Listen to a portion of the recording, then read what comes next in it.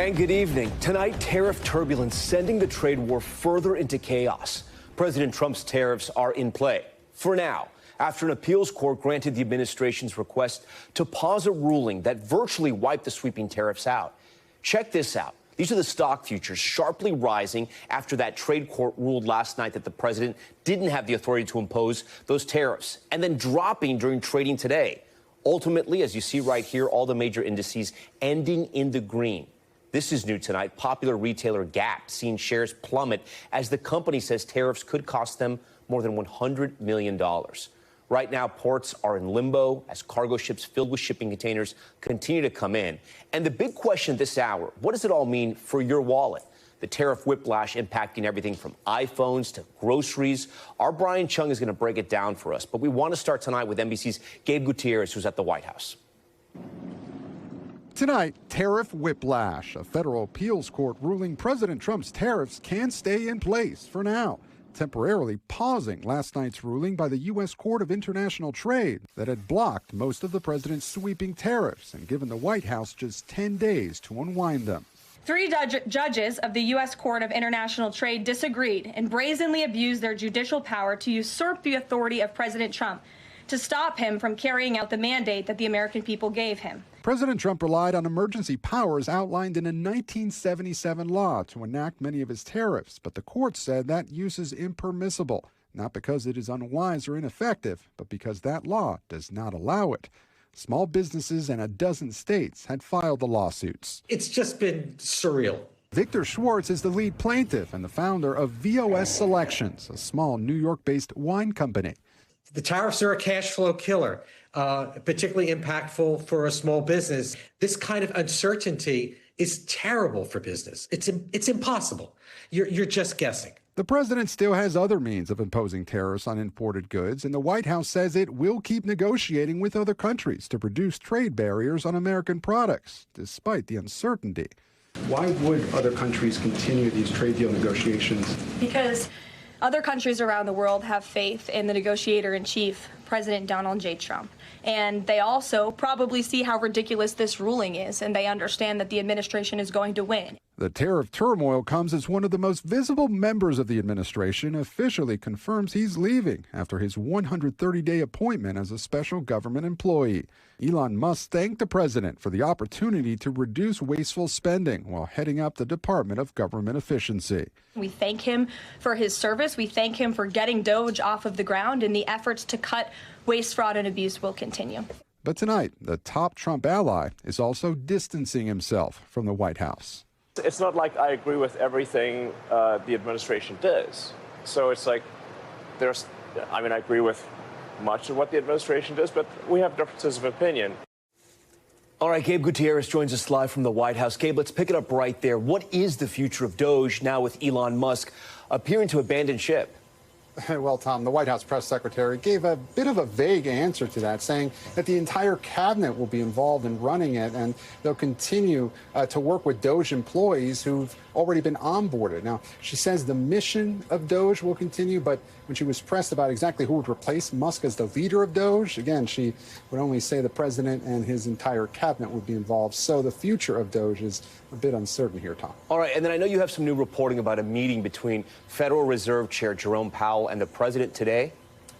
Yeah, that's right. There's obviously been quite a bit of tension between these two, but Powell came here to the White House today at the president's invitation. Now, the Federal Reserve's readout said that Powell sought to defend the central bank's independence, and that he also told the president that monetary policy decisions will be based on non-political analysis. Now, the White House looked over that statement very carefully, I'm told, and agrees with it, but the press secretary did point out that Trump did say that he does believe the Fed chair is making a mistake by not lowering interest rates, Tom.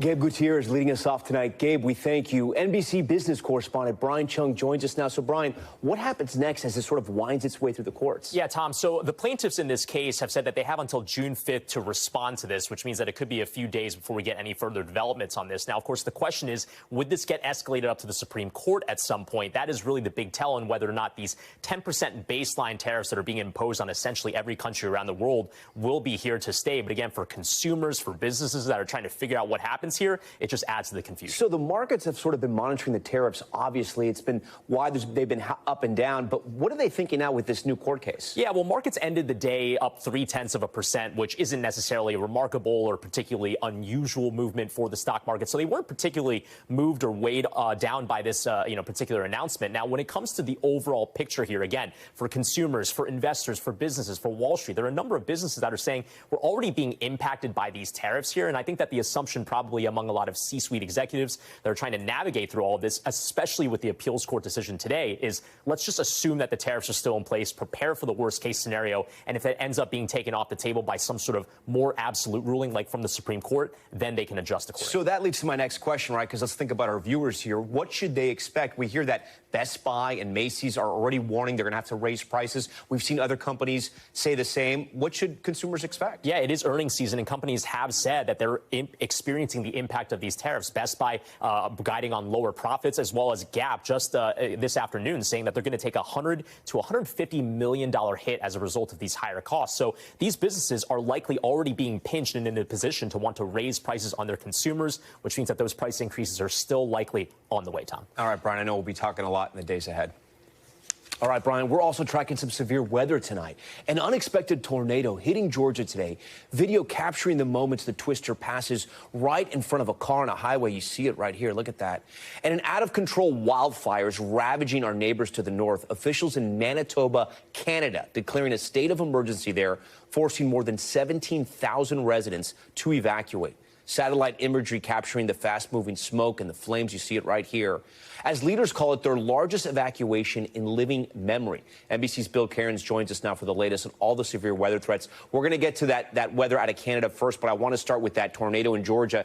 Are there still threats at this hour? It was amazing. We didn't have a big tornado threat day tonight. I mean, this was just one isolated tornado. You saw that video of the highway? That was Interstate 75 in between Atlanta and Macon. Our little icon here shows you where that tornado was. It did destroy a home, unfortunately. And it just goes to show you, you don't need like a tornado outbreak to have tragedy happen. You know, this is just one lone tornado all by itself out here. And we're not looking at any other tornado threats in this area of the country, Tom. Out in West Texas, we may have isolated severe storms throughout the night. All right, Bill, and then let's get back to Canada, what's happening with those wildfires. Remind our viewers, I think it was 2 years ago, right around this time where we were having those orange skies and the air quality in the Northeast was bad from those wildfires. What's going on this time? Unbelievable amount of acreage is burning in Canada for this early in the season. Last year, by the way, Canada broke its record. So here's a map showing where all the large fires are in the lower 48 and in Canada. We have 11. They have 83 uncontained wildfires, and it's the one right here in Manitoba, and there's a bunch in Saskatchewan, too. This is the smoke that for the last couple of days has been more towards the Hudson Bay. But in the days ahead, this is all shifting southwards. They've already burned 1.5 million acres. Typically in a year, they burn 1 million. So like we're like double where they should be for this time of year. And here's the all-important smoke forecast. And this is important for people with respiratory problems. Your air quality is going to be horrendous in much of Minnesota as we go throughout the day tomorrow. So this is 2 p.m. All of Wisconsin, the smoke heads southwards. We got a pretty big storm heading for the East Coast. That's going to suck this smoke southwards. We may even get hazy skies all the way as far south as Atlanta, St. Louis, Nashville, and then definitely here in the Midwest. If there's any one spot that I'm most concerned with, it'd be right on Minneapolis, Tom. And the thing with smoke is you never know if it's going to be right down at the ground or barely above the ground. We'll figure that out tomorrow. Let's hope it's not as bad as we think it could be. Yeah, and happening just as kids are getting out of school. All right, Bill, we appreciate that. We do want to turn to new developments in the Sean Diddy Combs trial. A key witness taking a stand today. She's a former personal assistant of Combs, testifying that he would have violent outbursts, deprive her of sleep, and sexually assaulted her once while she was sleeping in her room. On the stand, at times, you can imagine she got nervous, she got emotional when detailing what happened. NBC's Chloe Malas with the latest, again from the courthouse. Tonight, gripping and emotional testimony from a former personal assistant to Sean Diddy Combs, who wept as she told jurors that her boss repeatedly sexually assaulted and raped her. Testifying under the pseudonym Mia to protect her anonymity, she recounted an incident at his Beverly Hills home when he entered a bedroom where she was sleeping and began having sex with her. Through tears, saying, quote, "He told me to be quiet. He put himself inside of me. I just froze." Another time, she said Combs forced her to perform oral sex. When asked why she never reported the sexual assaults, she testified, "I was going to die with this. I didn't want anyone to know ever," calling the assaults the most traumatizing experiences of her life. Combs has pled not guilty to all charges. Mia also testifying about grueling conditions during the 8 years she worked for Combs. She said that she once worked 5 days without sleep, leading to a physical breakdown. She said, "He has thrown things at me. He has thrown me against the wall. He has thrown me into a pool." Mia also recounted seeing Combs repeatedly assault his on and off girlfriend, Cassie Ventura, saying, "I've seen him attack her. I've seen him throw her on the ground. I've seen him crack her head open." Testifying that in 2012, Combs became enraged that she and Ventura went to a party at the home of the late musician Prince. She said Combs chased them and then attacked Ventura. Mia also saying that she witnessed the incident that led to this gash on Ventura's forehead. She said Combs threw Ventura into a bed frame, adding, "It was the first time I realized, like, the severe danger that we were actually in." Tom, we've also learned that prosecutors are actually running ahead of schedule, and they only have about 2 more weeks left after this one. And then they're going to turn things over to Sean Combs' criminal defense team, who said, though, that they need to pivot their strategy because the prosecution has changed their strategy. So we don't really know too much about what that means, but they said that they could take more than a week. But the judge still said that he believes that this trial will still wrap up around the 4th of July. Tom?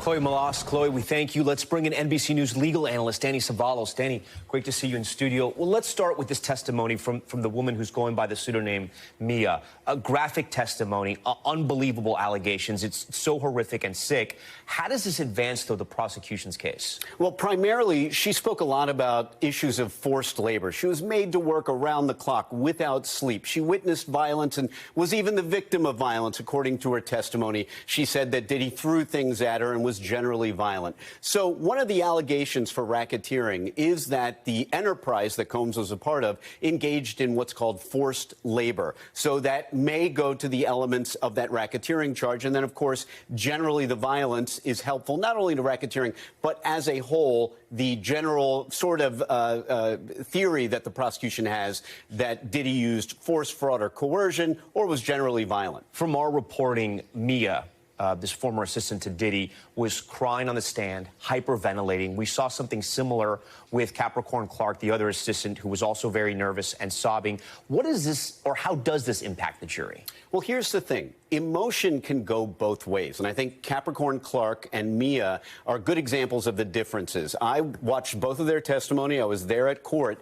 And I have to say that sometimes emotion for one person doesn't come across as credible to the jury as emotion with someone else. With Capricorn Clark, she cried frequently about things like being fired or something like that, which it can be an emotional experience. But I think excessive emotion comes off possibly as not as credible to the jury. Whereas, meanwhile, I thought Mia's moments of emotion came off as quite credible. Yeah, let's talk about the defense's cross-examination strategy with some of these witnesses for the prosecution. They're revealing texts and emails saying, "I love you, don't be mad at me." Essentially, the victims in this case, the alleged victims, wanting to be liked by Diddy, wanting to maintain that relationship. How is that going to hurt the prosecution's case? Well, it goes to all of those witnesses' credibility. So take Capricorn Clark, for example. She testified, "I worked for him. He was violent. He kidnapped me. He wanted to kill Kid Cudi. We chased Kid Cudi." All of these allegations she makes in her testimony. And yet, after she's fired, she apparently went back to Diddy and asked for her job back. That's the kind of thing that might make her appear less credible with the jury. Or they might go the other way and say, look, Diddy had this Svengali hold over all kinds of people, not just girlfriends, but his employees, too. We're throwing a lot at the viewers tonight and every night on this case. I can't imagine what the jurors are going through. I want to put back up on the screen the charges that he's facing: racketeering, conspiracy, sex trafficking by force or fraud, coercion, transportation to engage in prostitution. You've been in court. You are a lawyer, a trained professional. Give it to us straight. How is this case going for the prosecution? Yeah, we'll start with the last one first. Trafficking and prostitution, also called the Mann Act. Actually, originally when it was enacted, called the White Slave Act, believe it or not. And all you need for that is prostitution plus an interstate transportation element. Have they already gotten that evidence in? I believe they have. But is it credible? That's another question. Racketeering, here's the thing. Diddy's not charged with racketeering. He's charged with racketeering conspiracy. Here's why that's so important. That law criminalizes an agreement and nothing more. So in other words, when we talk about these predicate crimes of arson or drug trafficking, you don't need to prove that Diddy actually did those things, only that he was part of an agreement to allow those things to happen. And then, of course, with sex trafficking, force, fraud, or coercion, plus commercial sex acts, they're going to need to tie that violence to the commercial sex acts. It's not enough just to have violence in the ether, but the government's done a pretty good job so far. The jurors aren't lawyers like you. You think they're getting there? It's always hard to say. With reading jurors, if any of us lawyers knew how to do it with any certainty, we'd be a lot more successful than all of us are. Danny Savalas, we thank you. We do want to move overseas now to Gaza, where video shows desperate crowds rushing into aid distribution centers. The crush of people so great, it actually turned deadly. And those aid stations, part of a new program backed by the U.S. and Israel, which is off to a rocky start. NBC News International correspondent Raf Sanchez has this report. The desperate search for food in Gaza is turning increasingly deadly. A hungry crowd storming this UN warehouse, some climbing through holes ripped in the metal walls, hoping for a single bag of flour. 2 people were crushed to death, according to hospital authorities, and 2 more killed by gunfire. It isn't clear who fired the fatal shots. But with hunger stalking Gaza's children, families will do almost anything to get something to eat. We haven't seen any food in 5 days, this father says. Under intense international criticism, Israel has now lifted its nearly 3-month blockade, which stopped all food and medicine getting into Gaza. But the new aid system, run by an American NGO approved by Israel, is off to a chaotic start. Thousands entered these fenced-off pens on Tuesday, hoping for food from the Gaza Humanitarian Foundation. But their numbers quickly swelled beyond control, overwhelming the system. Overhead, Israeli helicopters firing flares, while the IDF says its ground troops fired warning shots into the air. Local authorities say more than 40 people were injured in the stampede. The foundation denies losing control, saying, for a brief moment, the GHF team intentionally relaxed its security protocols to safeguard against crowd reactions to finally receiving food. The UN says the new system is only delivering a fraction of the food needed. This is comparable to a lifeboat after the ship has sunk. At the UN Security Council, this is how the Palestinian ambassador described the situation in Gaza. It's unbearable. How could anyone tolerate this horror?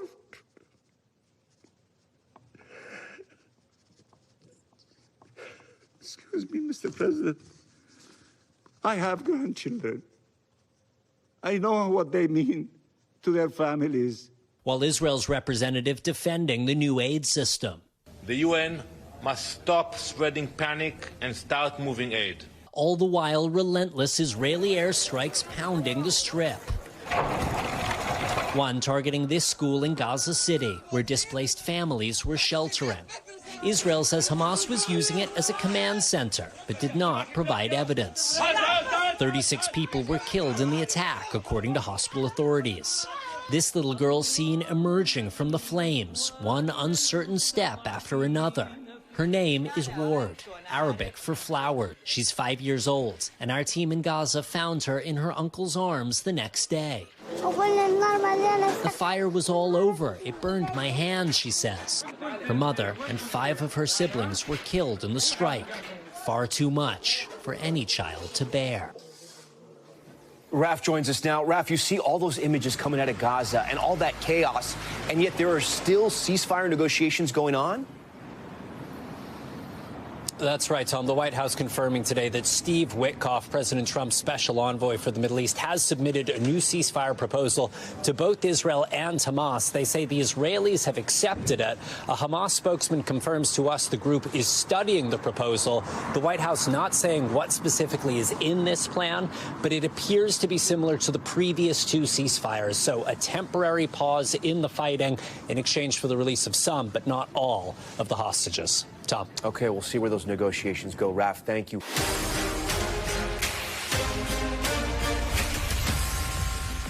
All right, welcome back. We begin Top Stories news feed tonight in Miami, where new video shows a man attacking two people, including a TSA agent at the airport in December. A day before this, he was kicked off a plane also for allegedly assaulting someone. He faces charges of assaulting a law enforcement officer, assaulting a senior citizen, and disrupting air travel security, I should say. He's pleaded guilty and his sentencing is scheduled for tomorrow. Victoria's Secret taking down its website because of an apparent cyber attack. Visitors to the site being met with this message saying the company is addressing a security incident, but that physical stores are operating normally. It appears the site has been down since Wednesday.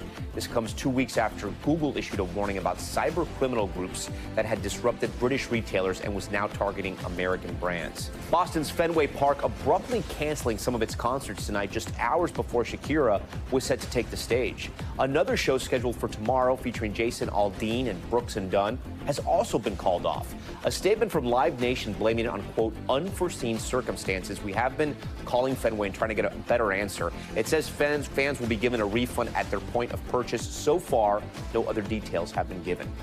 Okay, we turn now to President Trump's battle with Harvard. The university scoring a court victory today against the administration, even as the State Department takes new actions against foreign students coming to the U.S. Today, Harvard held its graduation, and the school's president defined the administration with his speech. Stephanie Gosk reports from Cambridge tonight.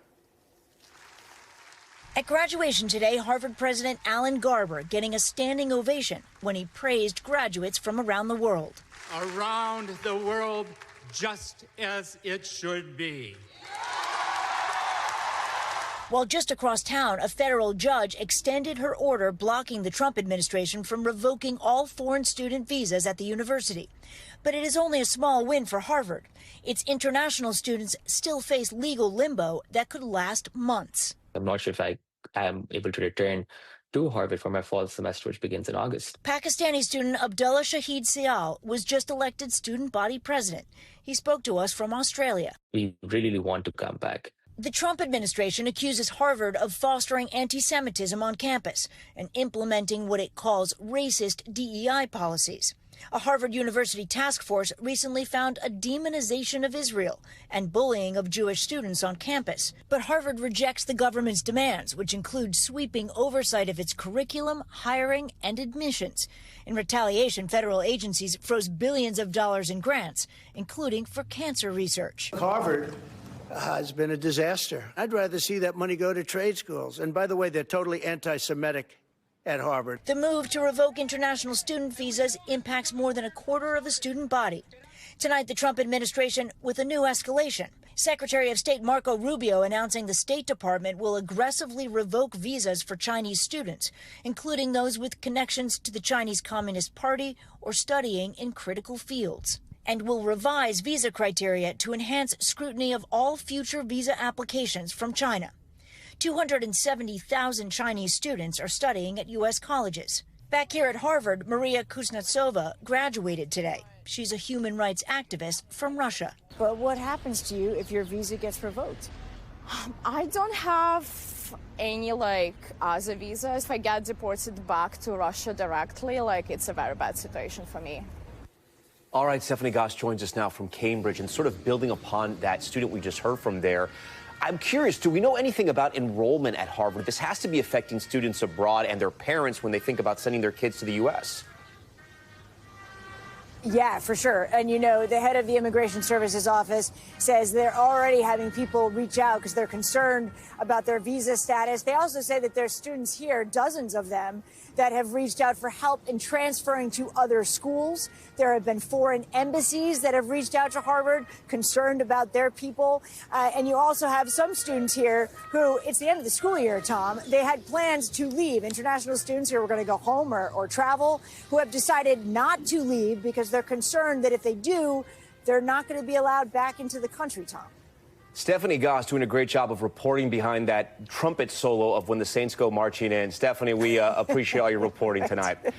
We have new details tonight in the case of the crypto trader kidnapping two NYPD detectives placed on modified duty, giving up their badges and guns after the department learned of a possible connection to the case. NBC's Sam Brock has the latest. Tonight, 2 members of the New York Police Department have been placed on modified duty, guns and badges temporarily taken, according to the NYPD, as they're investigated for any link to 2 crypto businessmen, John Waltz and William Duplessis, accused of kidnapping an Italian investor before his escape 17 days later and torturing him inside of his Soho townhouse, trying to pry away his Bitcoin password. Law enforcement sources familiar with the case say that includes a detective in Mayor Adams' security detail who was working off-duty at the time and provided security at that townhouse. The NYPD telling NBC News members of the service were modified yesterday. The matter is under internal review. How did this possible connection come to light? Ever since this incident took place, detectives are scouring everything that happened. At some point, the detectives identified a couple of members of the NYPD that may have had interactions with the Italian tourist, and at that point, the investigation widens. Terry Monahan is a former NYPD chief of department. Sources say that detective picked up the Italian tourist at the airport, but where they traveled next and whether either member had any knowledge of what was allegedly happening in that townhouse is under review. Did they know anything that was going on? Were they involved in the criminality? This is all going to come out over the next couple of weeks as the investigation continues. Monahan says any sort of off-duty security job has to be pre-approved. Whether this one was is also part of the investigation. Mayor Adams not addressing the matter during a public appearance today, but a spokesperson told NBC News every city employee is expected to follow the law, including our officers, both on and off duty. We are disturbed by these allegations. Attorneys for both men accused of kidnapping and torture have declined to comment.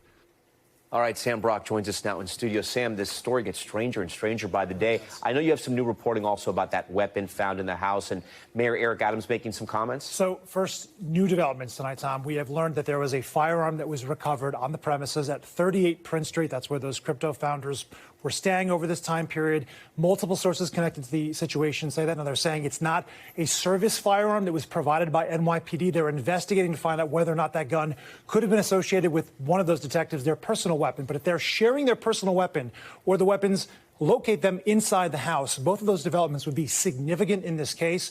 There's not more information at this point, but certainly tons of people are asking how could they have gotten permission necessarily for this type of assignment. Mayor Adams did speak earlier tonight. He says, that's not my job. It's my intel supervisor's job to make those determinations. I will say this, and I think it's really important context. In the light of what happened to Brian Thompson in Midtown Manhattan 6 or 7 months ago, murdered there, so many more executives are hiring private security, and oftentimes that's coming from police officers who are making money off of their regular job, off duty. So that part tracks. What does not necessarily track is why his private security detective would not have been more thoroughly vetted potentially and been allowed to do that. There's just so many questions around that specific aspect. Questions are right. Okay, Sam, we thank you for that. Next tonight, to the viral video involving the New England Patriots' newest wide receiver.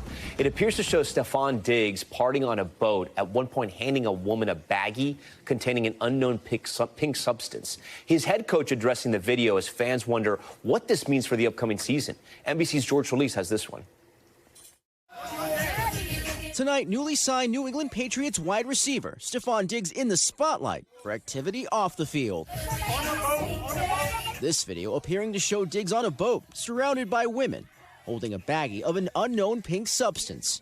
One of the women eventually appears to take the baggie from Diggs. It's not clear what the pink substance is or exactly when and where the video was taken. Photos appear to show Diggs on the same boat with Cardi B in Miami on Memorial Day. Patriots head coach Mike Vrabel addressing the video on Wednesday, saying the team will address the matter internally. It's something that we're aware of, and obviously we want to make great decisions on and off the field. The message will be the same for all our players, that we're trying to make great decisions, and any conversations that I've had with Stefon will remain between him and I and the club. Diggs, who signed a 3-year, $63.5 million contract with the Patriots this offseason, was not at the team's optional practice on Wednesday, though he did attend voluntary practices the week before. The fact that he wasn't there after this video definitely raised some eyebrows. The NFL, the Patriots, and Diggs have not responded to requests for comment. The Patriots signed Stefon Diggs to be that #1 wide receiver. Is it off to the best start optically?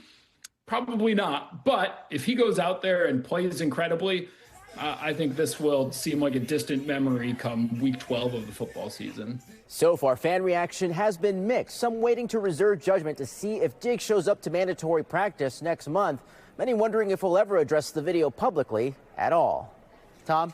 And an update to a story, George, thank you. An update to a story we brought you last night. Hailey Bieber's beauty and skincare brand has been acquired in a deal worth $1 billion. The move highlighting the booming business and its female founders. Kathy Park has this report. I really love this one. This week, Hailey Bieber's beauty brand Rhode got a major glow up with a $1 billion deal with e.l.f. Beauty, a cosmetics giant widely available at your nearest drugstore. How significant is a deal like this? This is a very big deal. It's one of the bigger beauty deals we've seen in some time. She's not the only celebrity capitalizing on the booming beauty industry, a global market estimated to be worth over $700 billion in the next 3 years. Rihanna, Lady Gaga, and Selena Gomez all launched successful beauty lines using their star power to propel their brands. How did the beauty market get so big? A lot of it is social media. I've gone through 2 bottles of this. Full face of Rhode. We've had an explosion of content around beauty, from product reviews to get ready with me videos. These just share beauty knowledge with a much wider audience. Rhode launched in 2022, growing a massive following on TikTok with viral product trends. Glazed and glowing, just how we like it.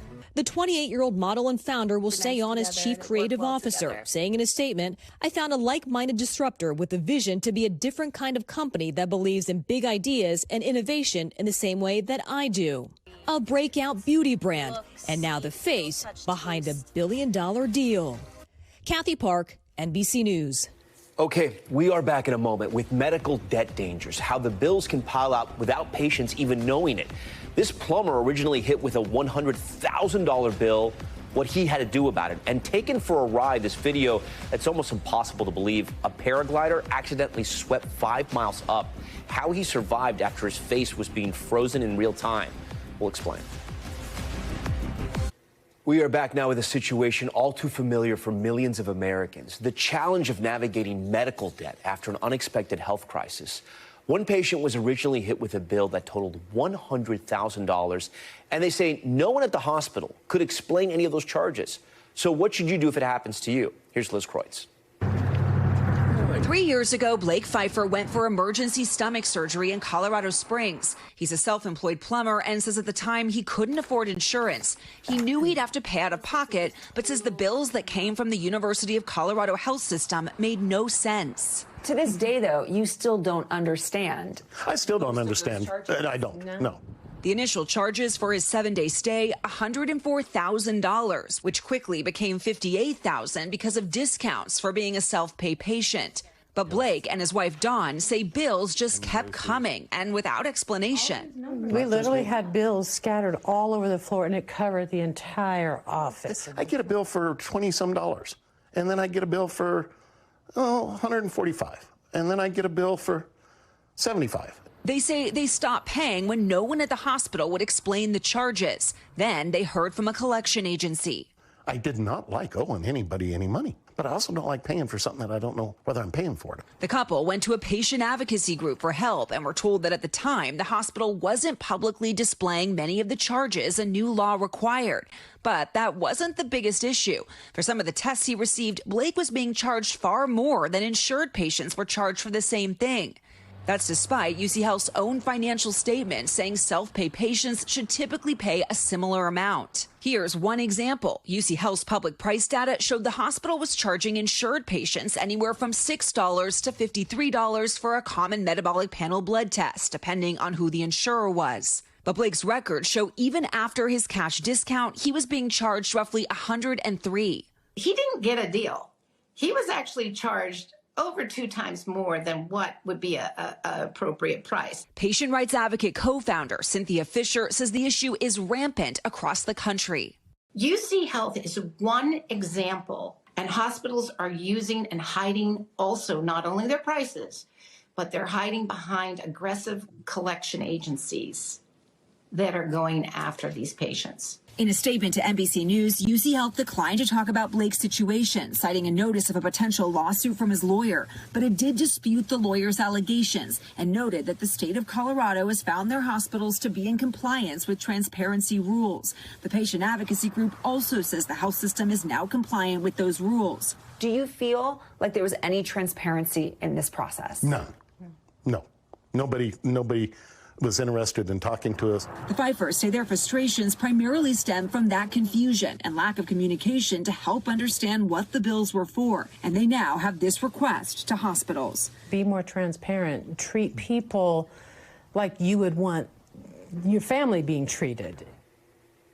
Liz Kreutz joins us now. Liz, I talk to so many Americans who tell me navigating these bills feels like a job unto itself. So what should you do if you find yourself in a similar situation where quite literally the hospital can't explain the charges? Yeah, I mean, experts tell us before, when the bills start coming, Tom, just to take a beat, look at them, and try, if you can, to look up the hospital's list of pricing. According to a 2021 federal transparency rule, they are supposed to list their pricing, although, according to a study from the Department of Health and Human Services of 100 hospital studies nationwide, 40% are not complying right now. But try to compare. If not, you can try to ask the hospital for help. We know that can be tough, so you can reach out to these patient advocacy groups. This was patientadvocacy.org. The good news is the federal government just a few months ago did pass a rule trying to tell hospitals they need to update their transparency pricing regulations, so that could lead to some change, Tom. Okay, Liz Kreutz, Liz, we thank you for that. Time now for Top Stories Global Watch and a check of what is happening around the world. We start with a mistrial declared in the death of Argentinian soccer player Diego Maradona. Maradona, a World Cup champion, died in 2020 from cardiac arrest while recovering from surgery. 7 members of his medical team were charged with negligent homicide. Today's mistrial comes after one of the judges overseeing proceedings stepped down because of her involvement in a documentary about the case. A date for a new trial has not yet been set. The driver who injured dozens of people when his car rammed into a crowd of people over the weekend charged today. It happened Monday when Liverpool soccer fans were celebrating their team's Premier League championship. At least 80 people injured. 53-year-old Paul Doyle was charged with dangerous driving and 5 counts of grievous bodily harm. He is due in court tomorrow. Police believe he acted alone, and so far no motive has been given. Police in Australia are looking for a suspected arsonist that they say accidentally set himself on fire, then fled the scene. Look at this video. The man is seen entering a Melbourne restaurant and pouring liquid on the bar and the floor, not noticing it's also splashing on him. He then lights it and panics when he goes up in flames. Look at this, dropping and rolling on the ground. He at least followed that rule. This happened a year ago, but police just releasing the footage, hoping to identify the suspect. Steve, thank you. When Top Story returns, the teen having it his way after rushing from his graduation to his job at Burger King. This photo went viral, and then the community stepped up to help his college dreams come true. That's next. Stay with us.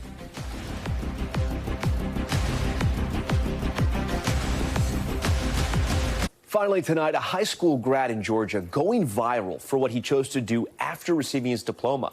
Instead of a big night celebrating, he picked up an extra shift at Burger King to help out his co-workers. And when one local mom noticed him at the drive-thru window, she made sure he got the recognition he deserves. NBC's Priscilla Thompson picks up the story from there. Just hours after this monumental achievement, Michael McKenna Quayerick Baker. High school grad Michael Baker wasn't out celebrating with his classmates, but here, behind the counter at this Georgia Burger King where he works, medals and all, jumping in to help his swamped co-workers. He caught my attention. Spotted from the drive-thru by Maria Mendoza, whose own daughter had graduated from the same school that day. Maria posting this video on TikTok, now with more than 3.7 million views. And it didn't end there. Days later, Maria returned with a special surprise. Community wanted to help you out without knowing if you wanted to go to college or not. More than $60,000 raised for college by strangers online, moved by his work ethic. Moving Michael and his mom to tears. I was thinking about taking a gap year because I ain't able to have the money for school. But now, from Burger King to a college dream. I feel like amazing because like I've watched videos of this happen and I ain't never think it would happen to me. And like I am so thankful it happened. Yes. Thanks to a whopper of a gift for a job well done. Priscilla Thompson, NBC News. What a great story. We thank Priscilla for that, and we thank you for watching Top Story tonight. I'm Tom Llamas in New York. Stay right there. More news on the way.